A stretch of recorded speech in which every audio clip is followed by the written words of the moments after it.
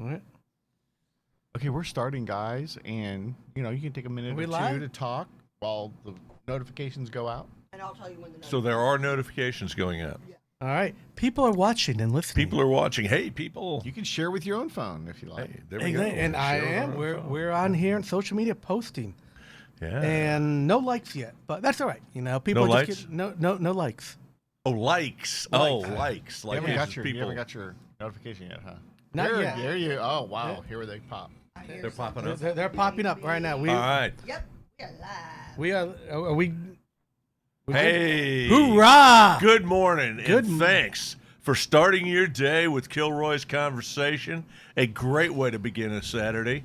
It's going to be a very interesting show. Not just a Saturday, but if you think about it, the start of the holiday season. Well, we could call it that. We think about it. This is a big time right now. We got Thanksgiving, though it's going to be different this year for a lot of people. Different, huh? Can't have the big. Oh, yeah. I keep forgetting we're in COVID season. COVID season. So, Yeah. When does COVID season end again? I thought it was supposed to end with the election. I thought so. It did temporarily, but I was. That's what they claimed anyway. I'm like, come on, guys, get with the program. It ended for about a week, and then it got restarted up again. I think the timing of two companies having vaccines that they want ready to go is interesting. Yeah. Sorry, we're getting a little political. We're not supposed to do that on the show. Well, we try not to. There are things in life that make you go, But and one of them is all of that. But you know what? We can tie it in somewhat to military because who's in charge of it is an Army general who's the COO of the vaccine operation, Army 4-Star Logistics Command. So you're trying to tell me once again the Army screwed things up? No, we haven't screwed things up because we are about to implement it. All right.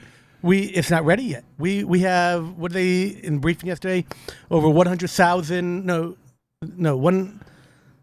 One of these days, I'm going to make you fact check before you get on here. I know. I don't remember the number because it was on a quick briefing on there, but they were they got quite a bit of vaccines Do you ready remember to. your name? Yeah, somewhere. Okay. It's the reason why I joined the military. It's on my shirt, it's you don't have to know people's name in the military. That's the beauty. Hey, you. Or, hey, Sergeant. Hey, Major. Yeah, exactly. You got ranks, baby. Exactly. It works. It does. For years. How many people didn't even know my first name? They just knew my... Yeah. So... yeah. We're welcome to we the haven't had show. our coffee complete. Thanks to our purchases always at Dunkin' Donuts. Dunkin' Donuts. Another free shout out to y'all. Yeah, free shout out. Come on, we want you guys to sponsor the show. At least give us free coffee. At least, yeah, that would absolutely. be nice. Love us some Dunkin' coffee. He is retired Army Major Andrew Wright. I am. I'm not retired. What am I? I am Marine helicopter pilot Chuck Wright. Because remember, you can't use the word former. That's right. No, I never do. Because no, I caught you one time. Sometimes I will use it to discern between somebody on active duty and somebody who's not on active duty. But yes, you are right. There is no such thing as a former Marine or ex-Marine. But I'm going to tell you another interesting story. What's that? This morning.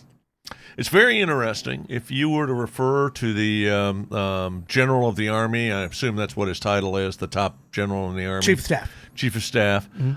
As soldier, he would be offended.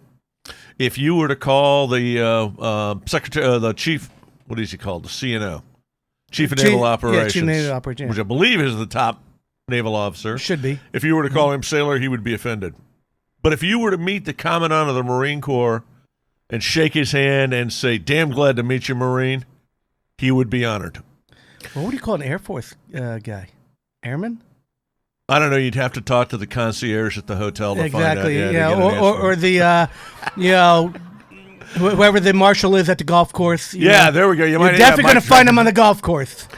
Although I gotta say, hanging out with Marines, they do play a lot of golf. Well, we have some really, really nice. The golf course. It's called the Medal of Honor course in Quantico, and it is spectacular. Sergeant Major Overstreet has definitely played a few rounds of golf. Oh yeah, with my friend Bill Davis, Colonel Bill Davis, who runs Young Marines. Sergeant Major Overstreet's kind of his right-hand man with a lot of that stuff.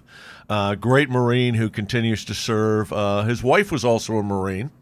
I had a little fun with that at our dinner since Bill had a couple of cocktails and was deciding to heckle me from the room, and I just looked over and said, "I'm gonna have your wife come up and do the drawing because I like her a lot better anyway."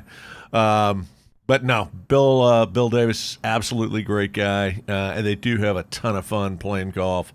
We'll talk about that more. We're trying to start up another Young Marines program in DFW as it's kind of started to fade, but we need more programs for our young people, and that's a little bit of a lead-in. Dropping knowledge this week. Well, before we go there, we still got to talk. You almost skipped over. Well, let's come back to that. Okay.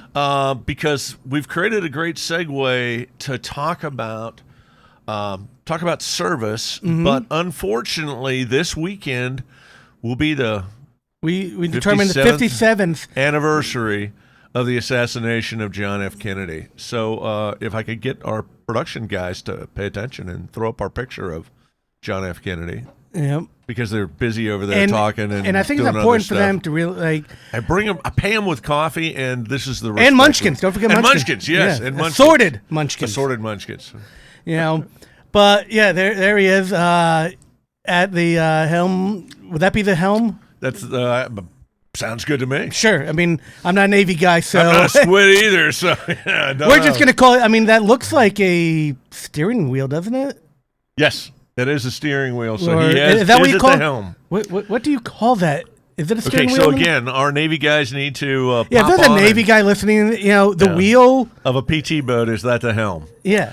We're calling it the helm. But anyway. Yeah, feel free to correct us on that one. Yeah. I think we both can say that's a fair. Yeah, absolutely. But John F. Kennedy, John Fitzgerald Kennedy, before he was president, actually did, in fact, not only was a veteran, but a rather heroic veteran. Here he is at the helm of his command, PT 109. This is before the PT boat was cut in half. By a Japanese destroyer. By a Japanese destroyer. And middle of a channel where he led his sailors. Two of them were killed instantly or killed right away. Yeah, they were down in the engine room and weren't able. But 11 of them made it to Plum Pudding Island. What? Did not know the name. Look at that. Very interesting. There's a knowledge bomb. Yeah. Little fact check for you. Huh? It's not called a boat. It's a cruiser. PT cruiser.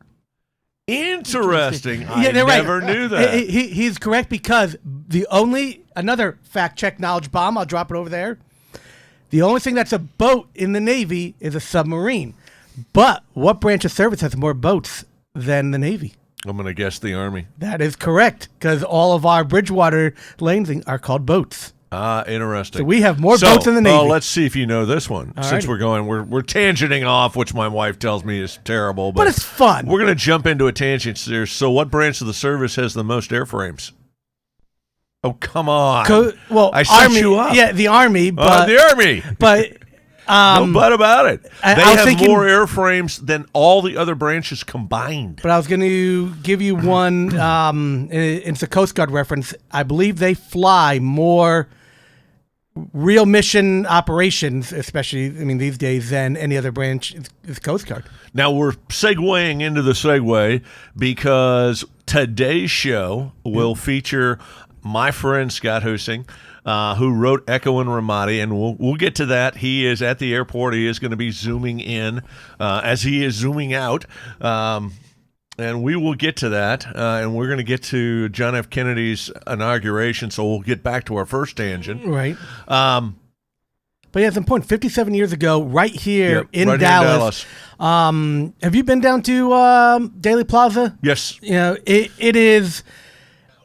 an incredible sight to see. I mean, they got the 2 X's on the street marked where the shots took place. I've been up to the museum, I want to say about 3 times I think I visited. I have no idea. I don't keep your calendar. And Kathy doesn't care. Yeah, I think you're on my social calendar. Not this Kathy, his Kathy. Ooh. I don't have a Kathy. I have a Katie. Katie. Oh, my God. I can't believe I screwed that Yeah, I up. was going to say, wait a second. Katie, I hope you're not listening. He was badgering me, and that caused me to do that. I refuse I was like, wait to a take second. responsibility for my I need to be mistake. justified here. I don't need to come home to, another assassination. Thanks, Chuck. No, you're washing the car today, so. Exactly.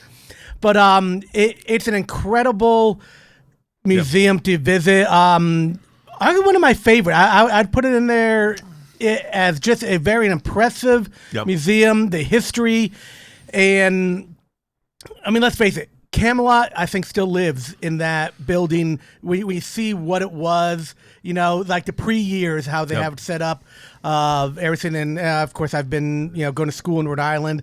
I've been to, where they got married and all the different things. And okay, I'm gonna ask a question. Yes. I'm gonna ask our audience to, pop this into the text box.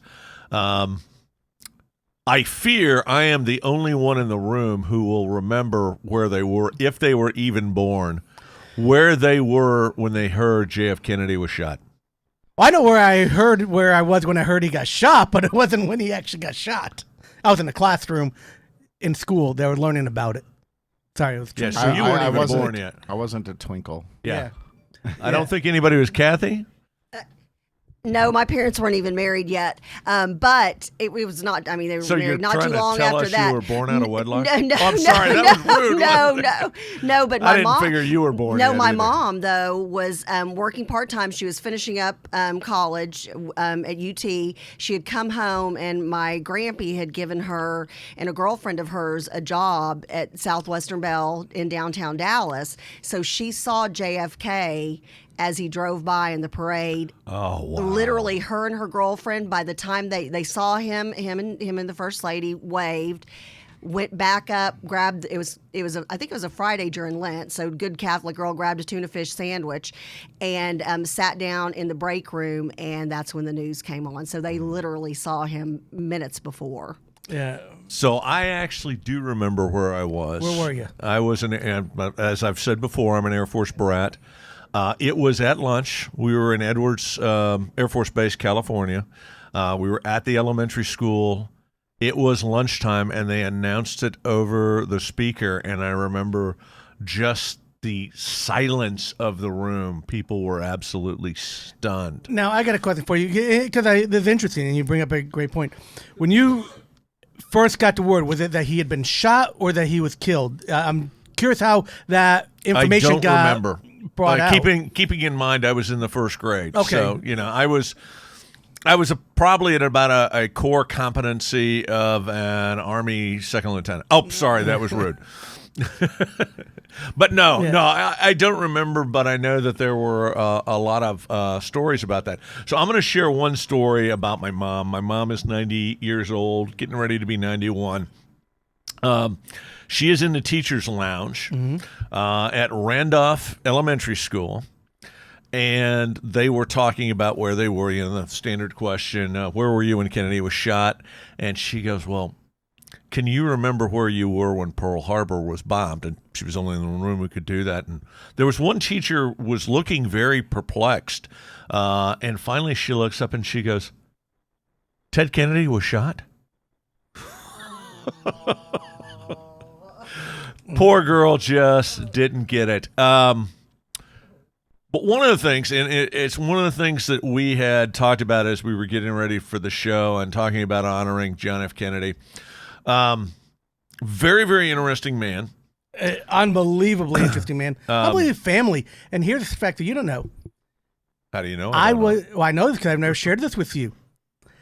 When I was in college, I was a congressional intern for Patrick Kennedy, his nephew. No kidding. Yes. That's interesting. Yes. Yep. I was over in the Pawtucket office over in the 2nd District of Rhode Island. Wow. They are Catholic, Big family, lots of Kennedys. Just a little bit. Kennedys. Lots of Kennedys. And I tell you, and you look at it and you think back through history, and you got to wonder if the Kennedys are just a little bit cursed. They have had so much tragedy. Well, if you think about it, also look at the size of the family, or at least the size of the family as it was. It has shrunken through the years, but I mean, at one point that family was massive. Yeah. So let's get back to Jack Kennedy, as he was called. By his Jack friends. Kennedy was the youngest Marine. Youngest president. Youngest president to be elected at the time. He was not the youngest president. The youngest president was Teddy. Oh, that's right. It was Teddy Roosevelt. Teddy Roosevelt, my second because favorite president. Teddy Roosevelt was vice president when McKinley was assassinated. Yep. Kennedy was the youngest elected at the time. There we go. And the first Catholic. So that's it's one of those things. I'm always glad when we get the first African American, the first female, the first Catholic, the first this one or that one. Get it out of the way. Because you know what? At the end of the day, all of that stuff just doesn't matter. And Couldn't that agree more. very much. And while I seem to be going off on a tangent, we want to talk about the legacy. And you mentioned Camelot, and I'm glad you did, because Kennedy offered a vision. Yes, he offered, quite honestly, what we have today. Something hope and something positive. Exactly. Absolutely. And that is one of the most important things about Camelot. And I know I'm going a little Hollywood on this, but I really like the way this movie. Have you guys ever seen the movie? It had Natalie Portman in it. She played Jackie Kennedy. No, I can tell you I have not seen that movie. I'm trying to think the name of it. While you're trying to come up with that, I will give you another. You go in there. I'm going to Google it. That. The ending scene is audience, very powerful. I try to get him to do his homework beforehand. But you just inspired me. True story. My mother, my grandparents retired on the Cape of Massachusetts. I mean, literally, they literally live right on the canal. They are right next to the railroad bridge. If you know the canal at all, right across from the Coast Guard station. And it's funny, the people who know the canal or the Cape at all go, oh, I know exactly where they are. In great view, a beautiful place. But my mother used to go to church with Jackie Kennedy. She would quietly come into the back. I'm trying to figure out if our staff is laughing at us or they just don't care what we're doing. I've got a trivia question for y'all, though, about JFK. Cool. I've got to know this, and especially because, I can't say that yet because then that'll give it away. There was a book that became very famous. The Bible. No, okay. That's a knowledge bomb. The Bible's the most popular book in the world. Awesome. Sorry about that, folks. What book was JFK reading? There was a very famous magazine, I think it was Life magazine article, and there was a book that literally, it was a big deal. This one particular book that was on his nightstand. Do you know what that is? I do not. I do not, but that book in the movie, and I just found out, because I looked it up, Jackie's the name of the movie. Okay. They make reference to that. It's a big deal. Well, we just lost Sean Connery a couple of weeks ago. Yes. It was Ian Fleming's From Russia with Love. Oh, my gosh. Interestingly enough, Ian Fleming had finished the James Bond series, wasn't going to write anymore. It became so ginormously popular from President Kennedy reading an Ian Fleming James Bond novel. I mean, and with Camelot and everything, I mean, you can imagine just how, the mystique and mystery of all of that. Ian Fleming started writing James Bond novels again. So, interesting. Yep. Little FYI. I like that.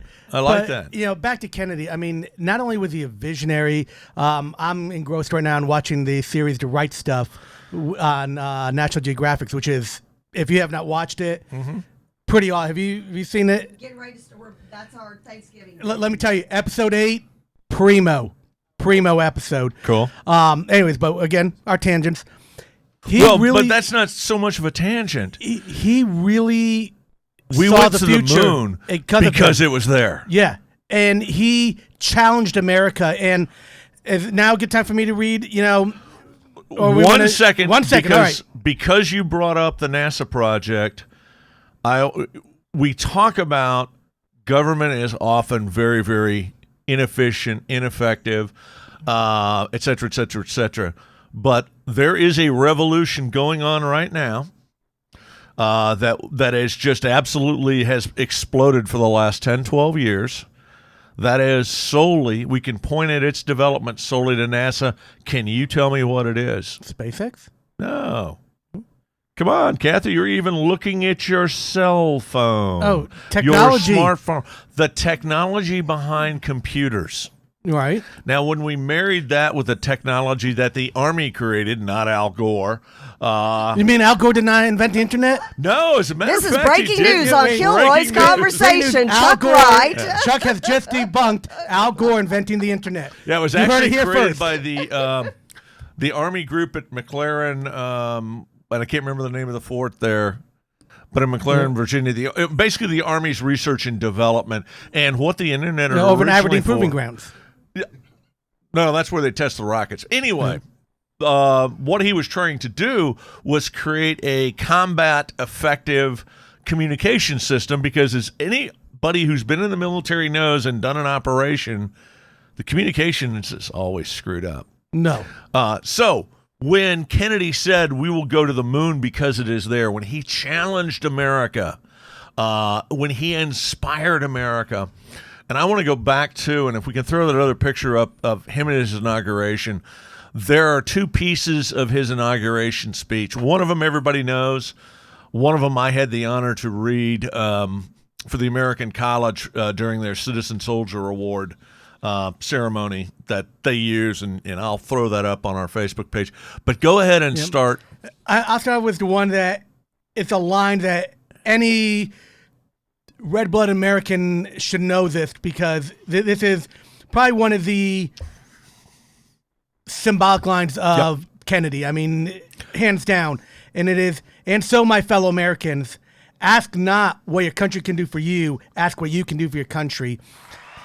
Everyone knows that you picture Kennedy. I mean, and keep in mind, here's an important thing about this speech. You look at this over here. Look at the audience, and there's more to this picture than just a young, good-looking, vibrant president. He's not wearing a jacket. He's not wearing gloves. He's not wearing a hat. He's not wearing a scarf.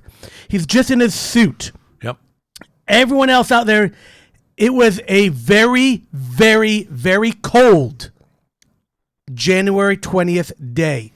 He did that specifically to show we're here. We're we are strong as a country. That was done by design. Interesting. It was a symbolic message he wanted to give. I mean, he had Eisenhower. You can kind of see him.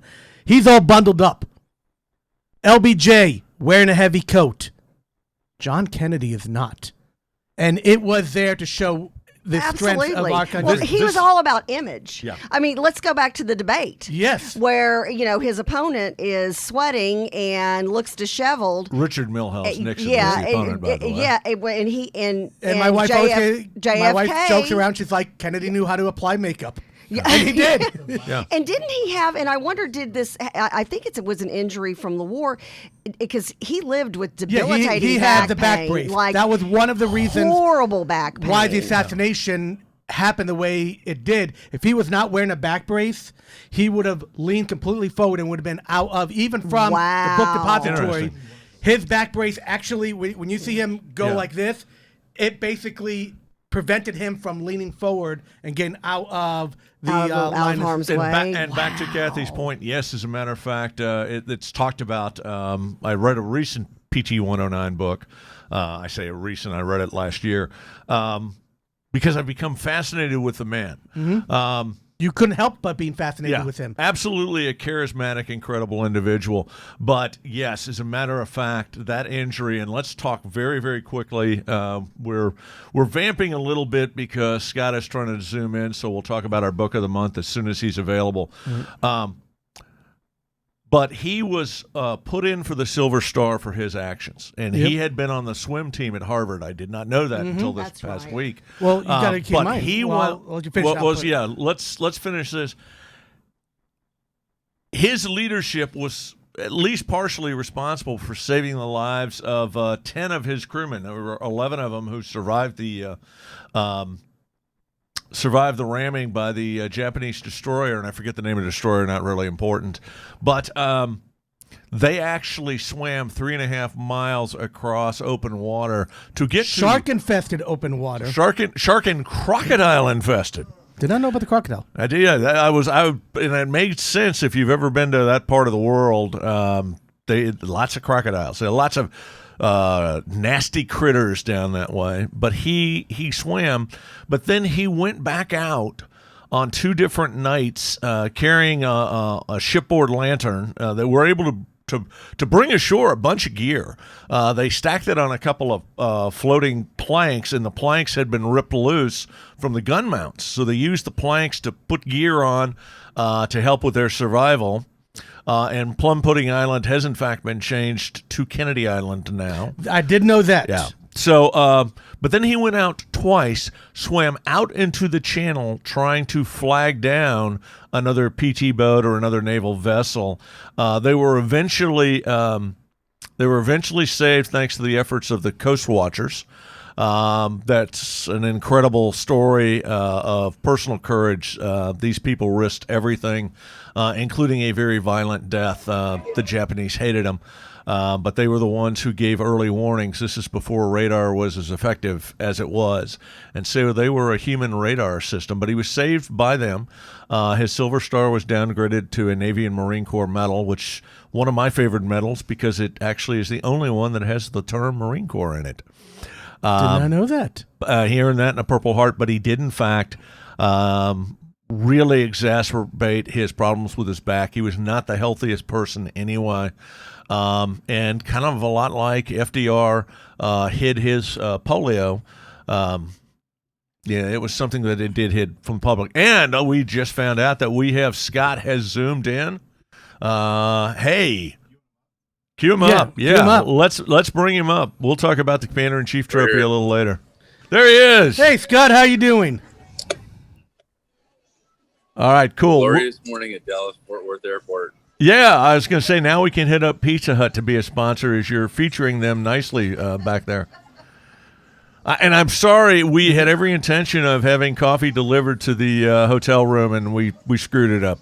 Sorry. Hey, my friend, how are you? All good, man. How are you? Good. Okay, for those who do not know, retired Major Scott Huessing. He is not only a friend of the show and a friend of ours, a friend of my family, as a matter of fact. My brother was one of his instructors at one of the schools in Quantico. I don't remember which one it was. But EWS.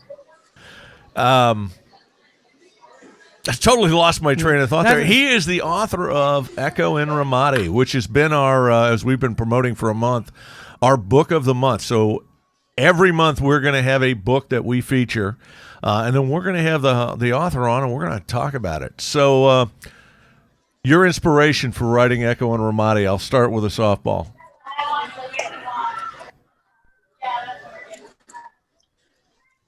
Well, initially it was written to share that time. The Fallujahs, the Kandahars, the Baghdad, but ultimately the story was written for the Marines and soldiers and the families who supported us while we fought. Yeah. And what years did this take place in this book? 2006 and 2007 is when I was deployed in Iraq.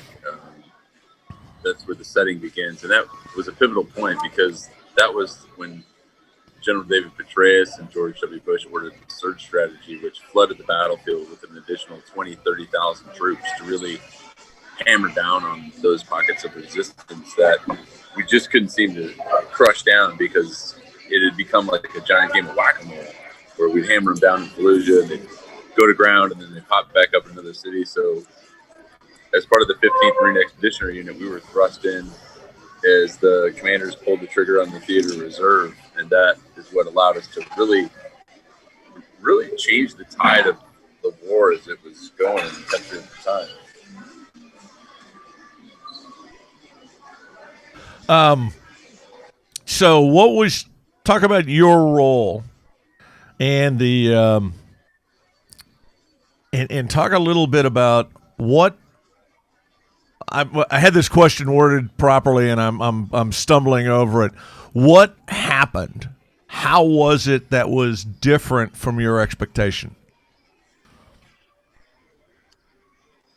Well, I was a company commander at the time, and I had over 250 Marine soldiers, sailors, and airmen, contractors, interpreters, dog handlers in support of my company, which was almost unheard of, especially by Marine Corps standards. Just a lot of combat power.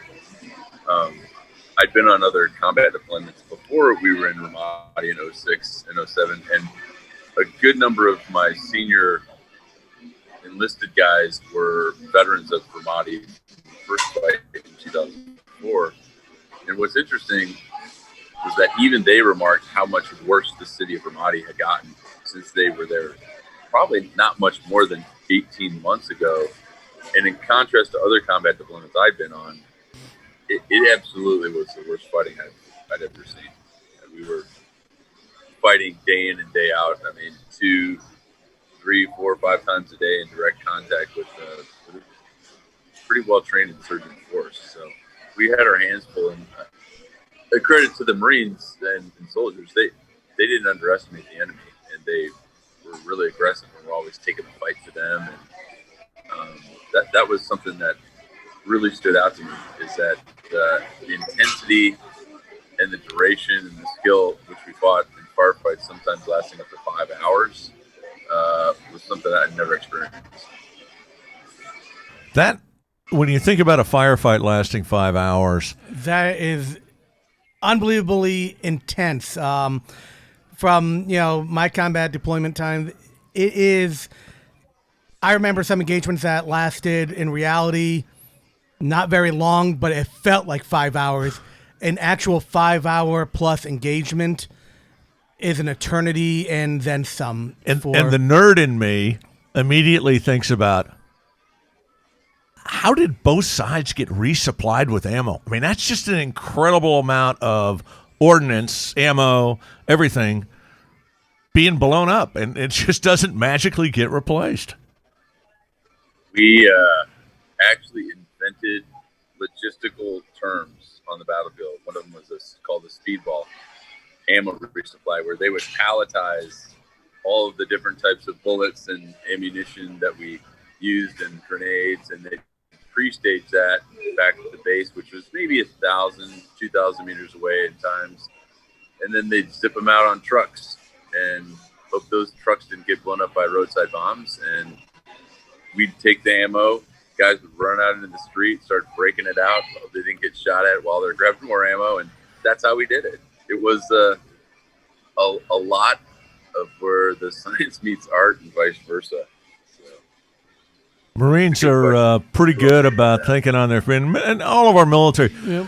It's really interesting to see what happens. We were just talking about, speaking of which, and there are some parallels here, we were just talking about John F. Kennedy, because this weekend is the Scott now cannot hear us.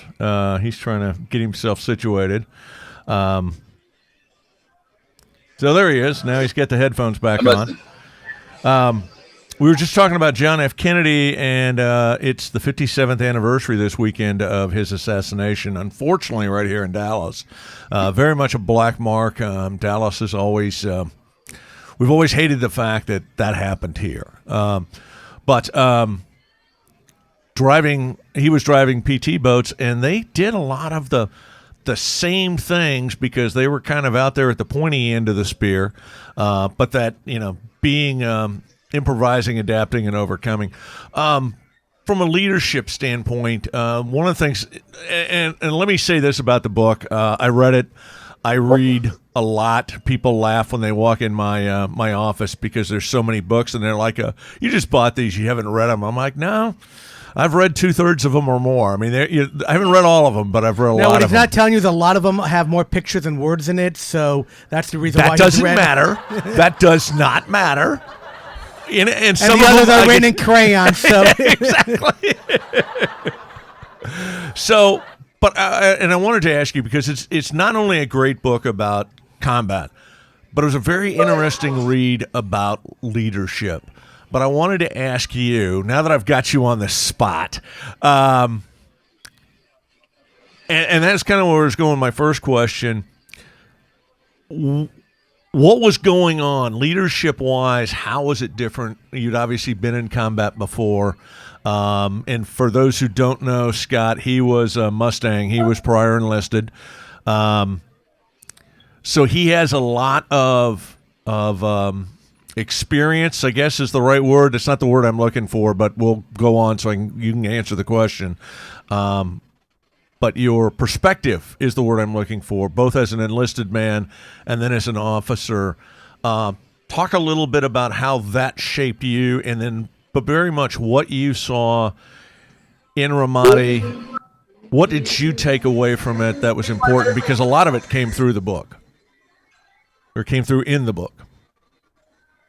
I get asked that question a lot, whether or not being enlisted helped me be a better officer. My answer is always the same. It's no. It didn't make me a better officer, but perspective is the word I use. It absolutely gave me better perspective of how important the young Marines' time was, not just in combat, but in training and during their time off. I always valued that, and I think that's one thing you bring to the game as a prior enlisted officer who's gone up through the ranks, can understand that to a degree. But at the end of the day, too, it doesn't make your bond or your connection with enlisted Marines or soldiers any tighter. That's just based off of your leadership and your personality to a greater degree. But I had a Marine that's written about in the book. His name's Brian McKibben. And we've done some shows, events together. And during one of the shows a few years back, I said something that that Brian took offense to. And I said, I wasn't there to be their friend. I was there to be their company commander. They had plenty of friends, but they only had one commander. And that was my job, was to take care of those guys. And Brian took offense. He's like, hey, I thought we were friends, sir. We I said, yeah, but back then, it was different. And, even then, though, we had a great working relationship where there was a lot of common and explicit and implicit communication all rolled into one, where we just had this great chemistry within that unit where the guys took care of each other really better than anything I've ever witnessed in my life. And a lot of that has to do with the condition you're forced into. But I would absolutely concur with you on that. The condition of the battlefield and your relationship with the men dictates everything. How you move forward, what you do in that point.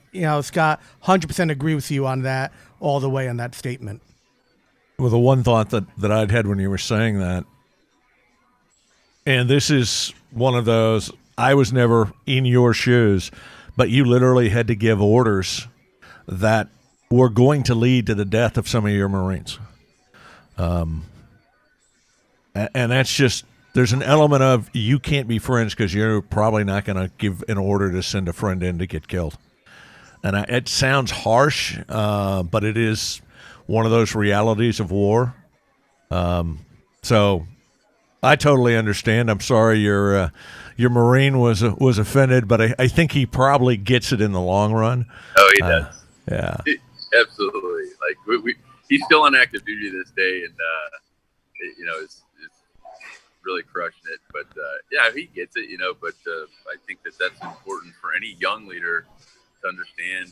I mean, it's a basic parenting rule as well. Your kids and the people you're in charge of, whether it's in the workplace or in the home or in the military, everybody needs leadership at every level. I started out as a commander at that level.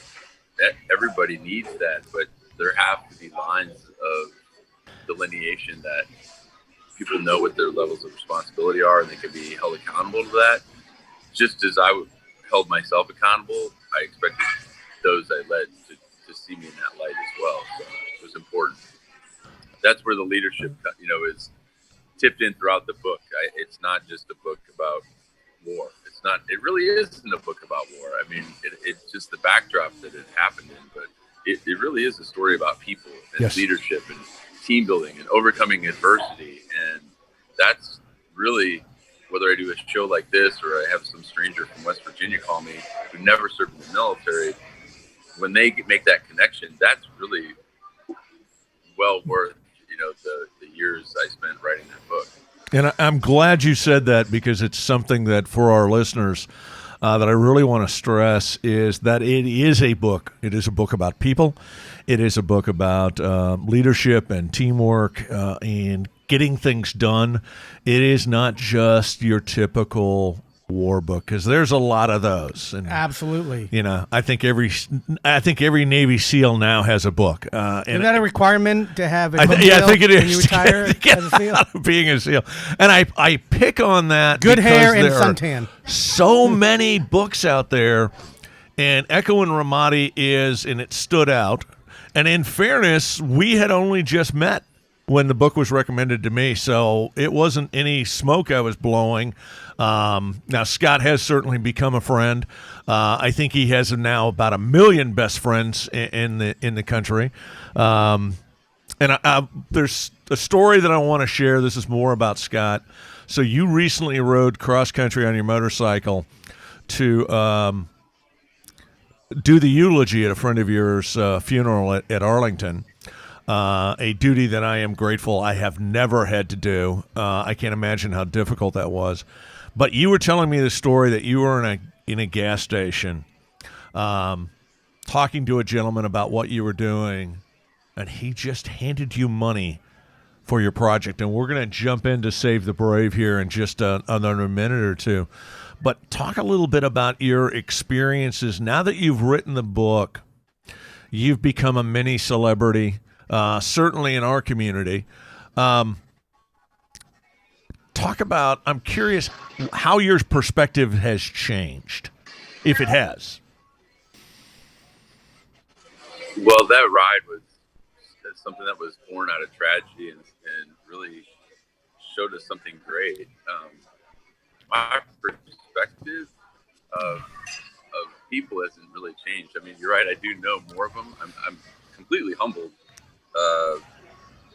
by the caliber of people I'm surrounded by, and also by how much they give, not just fellow veterans or other artists or authors or people who claim to have some modicum of celebrity status, but on that ride, the example you just shared is a total stranger offered me $40 to fill my tank of gas because he found out what we were doing for Save the Brave to help veterans. And that ride, and since writing the book and becoming this platform, it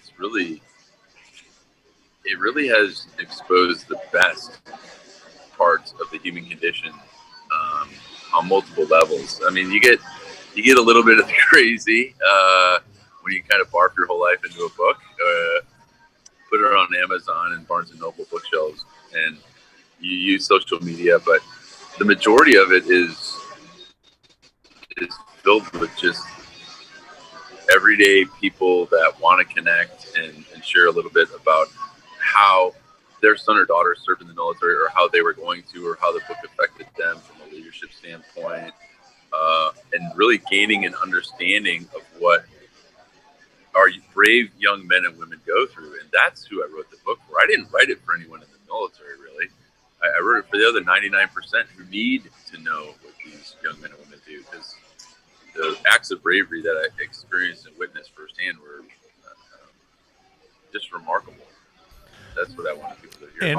And Scott, you have, and we're going to talk here in just a second, but the segue to our talking about John F. Kennedy that I wanted to share is that you are trying to inspire, as you said, the 99% who don't serve to see that vision of service. And it's not a political vision. It's a vision of putting America first. And we were just talking about JFK's inauguration speech, and granted, before your time. And I know it's before your time because it's before my brother's time. And if I didn't mention it before, when Scott and I first met and were first talking, we realized that my baby bro, my younger brother, who is also still serving, he's currently the chief of staff at Quantico, was one of Scott's instructors, and they had gotten to know each other fairly well. And you'll enjoy this. I was on our Texas Veteran Chamber all-call meeting Thursday night, and the son of one of the guys that I flew with was on the show. And I was like, oh, my gosh, what a small – because I asked him, I said it was his name's Scott Nidecker, and Nidecker is kind of an unusual name. And I said, your dad wasn't by chance a 46 pilot, was he? And he goes, yes, he was. And Scott was a Cobra pilot, so an incredible legacy there. But the small world connection in the Marine Corps was pretty cool. And I'm trying to turn this into our segue to talk about Save the Brave, but you're very much about service. You didn't write this book to make money. You created an organization called Save the Brave. And I want to come to something that we talked about on the phone that I thought was absolutely brilliant. But talk a little bit about your inspiration for Save the Brave, how it's gotten started, what it's doing. You kind of got the floor, and I'll shut up. Finally. Yeah. Well, fortunately, too, we're in Texas doing the Save the Brave event, and I'm sitting here having coffee. Nick bought me coffee this morning. This is the president, Nick Velez of Save the Brave, and he's in the book. He was also one of the young Marines that fought in Echo Company, 2nd Battalion, 4th Marines, and Save the Brave was born just like this, having coffee. We just lost one of our squad leaders, Simon Litkey, to suicide. And I don't know, we said, we got to do something. There's a time for talking and there's a time for doing. So we threw a little money in the bank. Nick did all the paperwork. He filled out all the IRS paperwork and made it happen. We created it. And over the last 5 years, our mission to help prevent veteran suicide and help veterans who are struggling with post-traumatic stress has grown from helping a couple people a year, one fishing trip we did, to, we did 15 trips last year. We've helped hundreds of veterans and first responders and Gold Star family members over the last 5.5 years. We continue to grow and we continue to expand our vision on who we help. And we've really figured out, and you guys know this too, is that every veteran nonprofit is bridging the gap between what the VA, the Department of Veterans Affairs, won't do and what other nonprofits are unresponsive to. So that's one of the things we're pretty proud of is that's a huge being great at what we know we're good at. Scott, that is very well put. That gap bridging is so important, and while a lot of people don't realize, they think, oh, well, you've got these services available. Yes, they are technically available, but they're not exactly obtainable, if you will, because a lot of times, and I'll just use one, term, and I won't use the benefit itself because I don't have permission to bash them at all or anything like that, but there's eligible and entitled is a word that is used quite often, and I don't quite personally like the difference. If you're eligible, you're eligible. To be entitled to it, if you're eligible, that means you're entitled, in my opinion. But that gap bridging is very, very, very important, and I think a lot of people need to know you guys create that void that needs to be filled very, very well. Yeah. So talk a little bit about the mechanics of Save the Brave, and I'm trying to lead you to, I'll go ahead and throw it out. So you made a statement, and I want to talk about the event that we're going to have in Dallas, although that's not that's just kind of a precursor to kind of build the event. In the spring, we're going to have a big shoot where the funds are going to go for Save the Brave.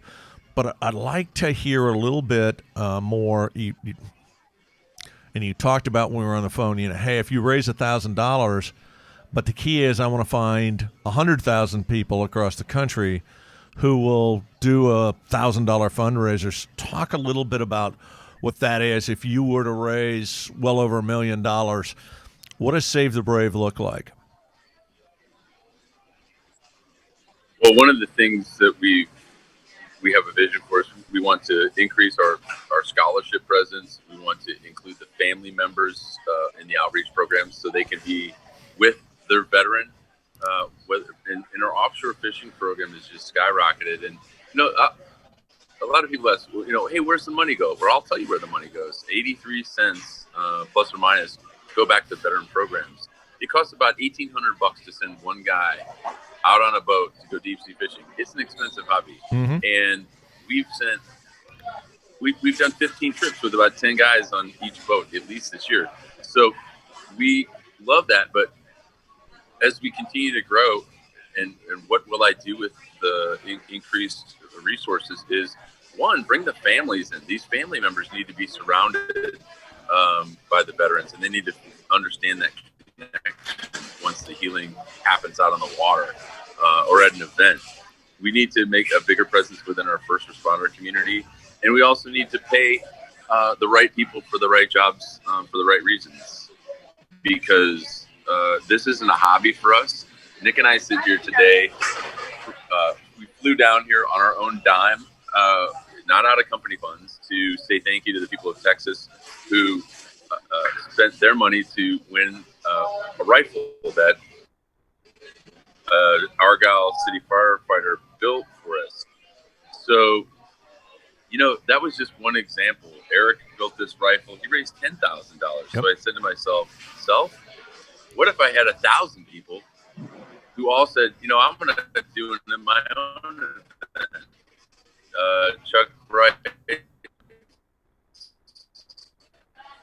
pie baking contest benefiting Save the Brave. If you're doing, people should get a hold of us at the Brave. Email us. I could raise $1,000 in my sleep, and I want to do that one time a year and have it benefit Save the Brave. If 100 people did that, I don't like to do math in public, Chuck, but I don't blame you. I don't either. Neither do we get more than 10 fingers and 10 toes. Yeah, we're out of there. I got to keep my boots on, but that's the type of money where you're changing lives. Yeah. You're saving lives. We're suicide awareness. We're in the business of suicide prevention. These people from killing themselves. I like that. One piece of linkage that it's a vast differentiation in terms. We don't want to raise awareness. We want to prevent it. So that has to be the resounding message, and we're lucky to have a lot of like-minded friends within the veteran service organization space that are sharing that message.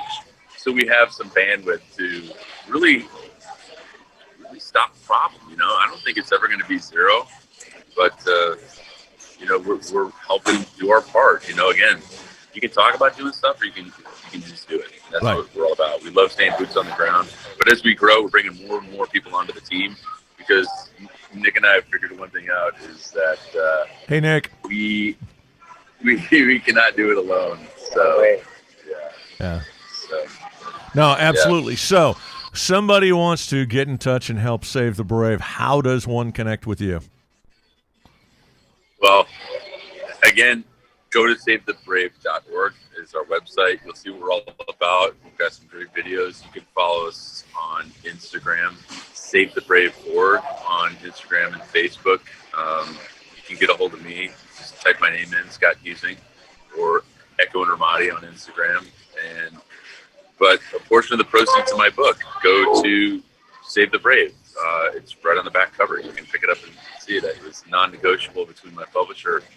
Is that logo means everything to us, because that's what we do, and we always try and find a way to cross-pollinate from what Nick does with his restaurant, Bastards Canteen, through my writing and my work and speaking, and have that all overlap with Save the Brave, because there are so many similarities in ways we can cross-pollinate and support that organization. And you need to you need to give us the what is significant about the Bastards Canteen. 2-4 is referred to as. Yeah, the Bastards Canteen was started by Nick up in Downey, California, 8 years ago now, right, Nick? Yeah. 8 years, and coming very soon. Hopefully, as the COVID continues to abate, the new store will be opening up in Temecula, California, where I live. And Bastards has such a great menu of food, and it's it's a family restaurant despite having a swear word for a name, but I think people rally around that name because it gives them an opportunity to use the bad word and get away with it. But we're the Magnificent Bastards, and that's where Nick came up with the name. And we came together, with the organizations, and I think it's just a natural fit from what he does. And it was also co-founded and brought up with another one of the Marines in Echo 24, Calvin Spencer, who's also in the book. And it's just been an amazing for me to see from my perspective is what was a once 18, 19-year-old Marine, and now we were out taking a walk last night talking about it. We never thought we'd have this connection, when you've got a 35-year-old captain and a 19-year-old, machine gunner. But people grow up, and there's guys like Nick that start restaurants, and there's guys that are doing so many great things as entrepreneurs or businessmen, and they're also giving back.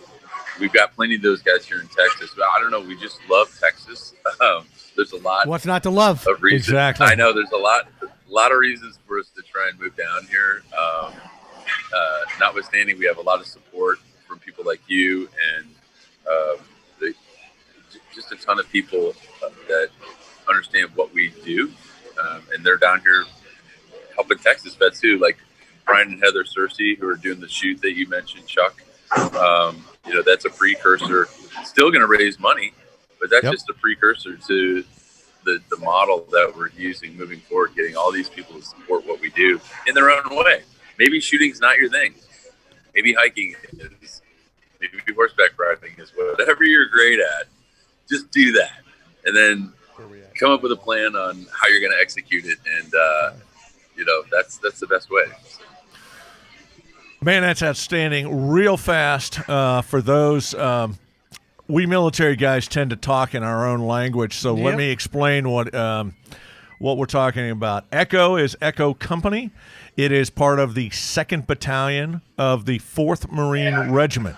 So Echo 24 is shorthand, and their call sign, if you will, your unit call sign is the Magnificent Bastards.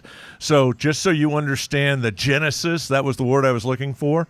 I will be disappointed in the next year. Tell Nick, I need me a Bastards canteen right here in North Texas. We'll fill it up every night, I promise. So that's really good to go. We were talking about that at Marty B's last night. Cool. Another cool. request for Bastards in North Texas. Yeah, absolutely. Yeah. We'll get that done. We are. Hey, we'll do it, man. Let's talk. I got a great location in mind. Yeah, there we go. We're already working on it. I want to obviously thank Scott for coming on. He was our first book review. We'll do this every month. Speaking of which, can we throw up the last picture as we are getting ready to have to sign off? Scott, thanks so much for being here. Really looking forward to the event on it's December. Now I can't remember the date. I think it's the 4th. So I'll be leaving the show and heading straight out there to do our shooting. The next book of the month is going to be a lot of fun. This is a young lady who was a near and dear to my heart.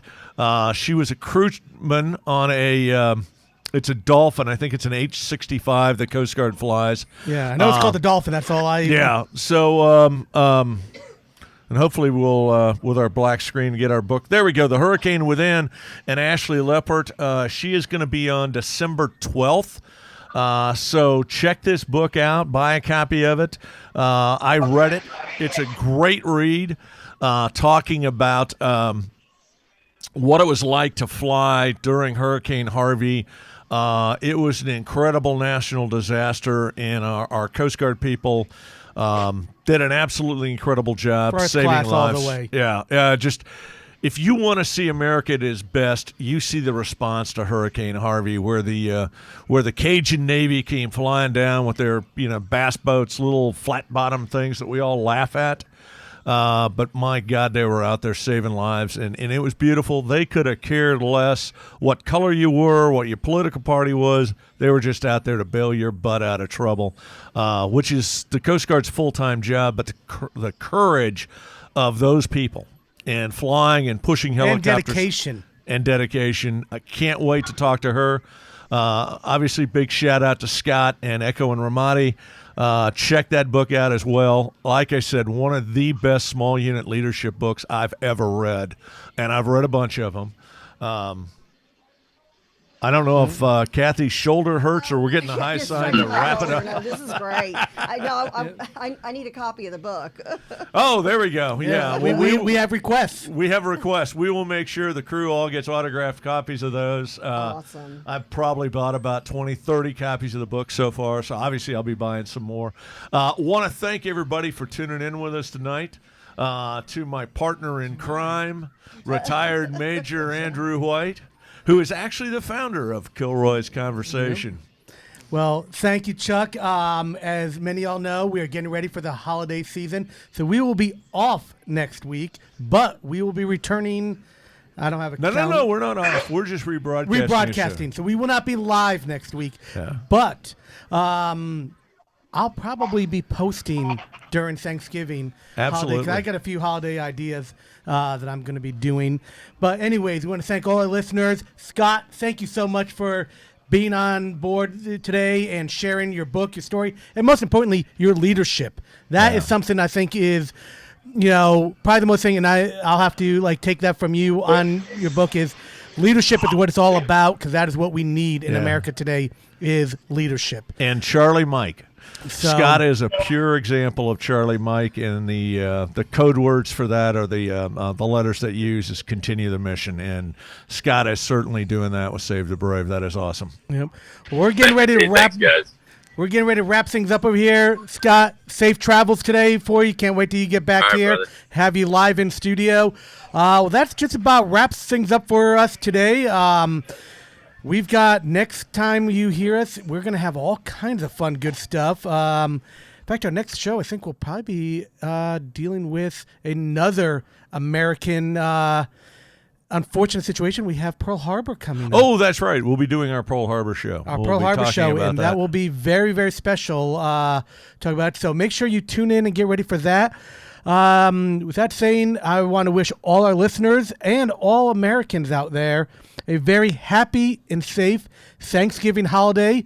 Want to make sure you guys also, those who plan on taking part in what is my unofficial favorite holiday, that's Black Friday. God. You don't understand. In my household, that's a absolute full-time military operation. Okay. We'll dispense with a Black Friday where I'll be sitting home and watching football, but I have a What football? Yeah, that's true. Hopefully we've got games. But I wanted to a reminder, and we'll do this again all through December. Let us always remember those men and women that are deployed. And first responders as well that will not be able to be with their families, especially this year. Especially this year. So... I'm getting the countdown. Hoorah and hoorah. Charles, See you next time. Kathy, thanks so much for being here, and our good friend from Honor, Courage, Commitment. Hoorah.